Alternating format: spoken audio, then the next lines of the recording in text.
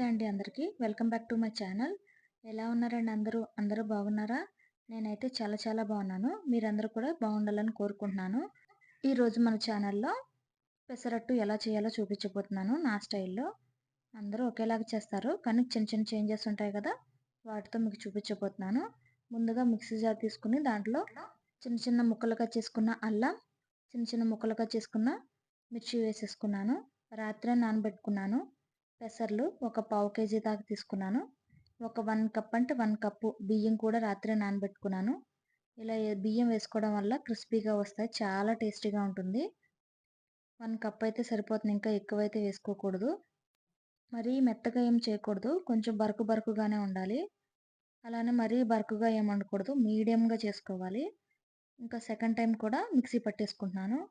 చాలా easy, healthy and taste అయితే చాలా చాలా బాగా కుదిరాయి. సెకండ్ టైం కూడా పెట్టేసుకున్నాను. ఇంకా కొంచెం మిక్సీలో కొంచెం వాటర్ వేసి ఆ వాటర్ కూడా వేసేసుకున్నాను. ఇప్పుడు చూడండి ఎలా ఉండాలో పిండి చూపిస్తాను. దీంట్లో మీ టేస్ట్‌కి తగ్గట్టు కొంచెం సాల్ట్ వేసేసుకోండి. కొంచెం పసుపు వేసుకోండి. కొంచెం కలర్ కూడా బాగుంటుంది.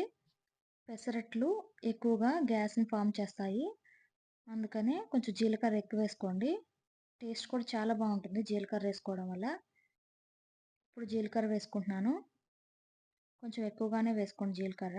జీలకర్ర వేసుకోవడం వల్ల డైజెషన్ అనేది బాగా ఇంప్రూవ్ అవుతుంది. కొంచెం ఎక్కువగానే వేసుకున్నాను.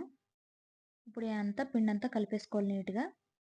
చూసుకోవాలి వాటరు చూపిస్తాను చూడండి. ఎంత లిక్విడ్ లాగా ఉండాలో చూపిస్తాను. బ్యాటర్ అనేది ఎలా ఉండాలో చూపిస్తాను. చాలా బాగా కుదిరినాయండి. సండే అయితే ఎంజాయ్ చేసుకుంటూ తిన్నారు పిల్లలు. దీనిలోకి పల్లీలు మరియు కొబ్బరి వేసి చట్నీ చేశాను. చాలా బాగా కుదిరింది. అది అందరికీ తెలిసే ఉంటుంది కదా ఆల్మోస్ట్. అందుకే చట్నీ చూపించట్లేదు.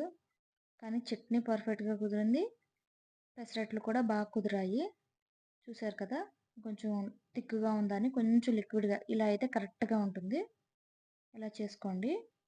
ఇప్పుడు దోస వేసేసుకుందాం. ప్యాన్ వేడైన తర్వాత సిమ్‌లో పెట్టేయండి. సిమ్‌లో పెట్టి మాత్రమే దోస వేసుకోవాలి. లేకపోతే దోస సరిగ్గా రాదు. నేను చాలా బాగా కుదిరినాయి కాబట్టే చూపిస్తున్నానండి పెసరట్టు. లేకపోతే అందరికీ తెలుసు కాబట్టి చూపించను. సమ్‌టైమ్స్ నాకు కుదరదు. కానీ బాగా కుదిరిన టేస్ట్ అయితే చాలా బాగున్నాయని మాత్రమే షేర్ చేసుకుంటున్నాను మీతో. కొంచెం ఆయిల్ ఎక్కువ వేసుకోండి. ఆయిల్ ఎక్కువ వేసుకుంటేనే టేస్ట్ బాగుంటుంది. సిమ్‌లో పెట్టాలి. సిమ్‌లో పెట్టి మాత్రమే వేయించుకోవాలి దోసని. మీరు హైలో పెట్టారంటే దోస మాడిపోతుంది. దోస మగ్గదు. చూసారు కదా! ఒకవైపు మగ్గలేదు. అందుకే రావట్లేదు. అందుకే మిడిల్‌కి జరిపి అటువైపు కూడా మగ్గించుకున్నాను. ఇది పెద్ద ప్యాన్ అండి నాది. అందుకే ఒక సైడ్‌కి మంట అనేది ఎళ్ళదు. అయిపోయింది. ప్లెయిన్ దోస వేసేసాను మా హస్బెండ్‌కి. ఆయన ఆనియన్ దోస తినరు. పిల్లలకి కూడా పెట్టిచ్చేసాను. ఇప్పుడు ఆనియన్ దోస వేసుకుంటున్నాను. ఆనియన్ దోస నేను వేసుకున్నాను. పిల్లలు కూడా ఆనియన్ దోస వద్దన్నారు. ఆనియన్స్‌లో మీరు సాల్టు, జీలకర్ర, కొత్తిమీర వేసుకోండి. టేస్ట్ చాలా చాలా బాగుంటది. సన్నగా తరిగి పెట్టుకోవాలి ఆనియన్స్. చాపర్ ఉంటుంది కదా! ఆనియన్ చాపర్ దాంట్లో చాప్ చేసేసుకున్నాను.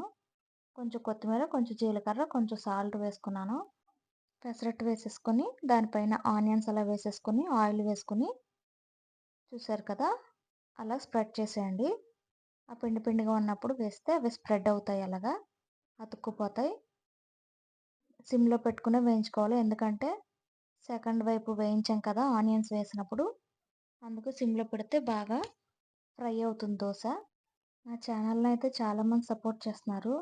ఇలాగే సపోర్ట్ చేయాలని కోరుకుంటున్నాను. నేను కూడా కష్టపడి ఇలాగే మీ ముందుకు మంచి మంచి వీడియోస్ టేస్టీ టేస్టీ రెసిపీస్ తీసుకురావాలని కోరుకుంటున్నాను. నా వీడియో కనుక ఎవరైనా ఫస్ట్ టైం చూస్తున్నట్టయితే ప్లీజ్ సబ్స్క్రైబ్ చేయండి. లైక్ చేయడం మాత్రం మర్చిపోవద్దు. మీ సపోర్ట్ అనేది నాకు నా ఛానల్‌కి చాలా అవసరం ఈ టైంలో. మీ ఎంకరేజ్ చేస్తేనే నేను ఇలాంటి వీడియోస్ చేసి మీకు పెట్టగలను. ఇలాగే సపోర్ట్ చేస్తారని కోరుకుంటున్నాను. Thank you for watching friends. Thank you so much. Bye friends.